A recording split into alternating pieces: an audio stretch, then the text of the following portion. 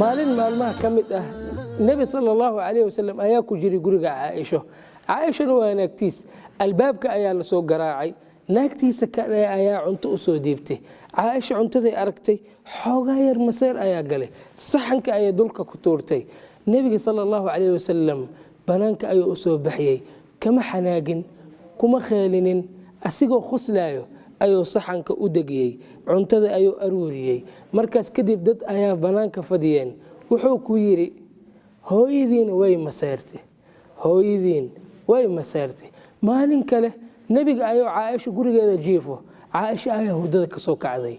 markay ka soo kacday hurdada, shaki xoogaa yar ayaa galay. nabiga intee ka baxyay, nabiga intee ku maqan yahay, meel walba way taabatay. marka iyadoo meel walba taabanayso ayay taabatay madaxa nabiga asoo sii sujuudayo. markaas nafteeda ayay ku tiri nabiyo wallaahi meel ayaad ku maqan tahay, anigana meel kale ayaan ku maqanahay. waxay ka wadaa inay ku maqan tahay shaki, nabigana inuu cibaadada ilaahay ku maqan yahay.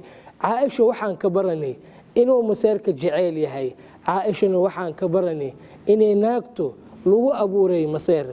nabigana sallallahu alayhi wasallam waxaan ka baranay ninku wuxuu ku fiican yahay dulqaadka.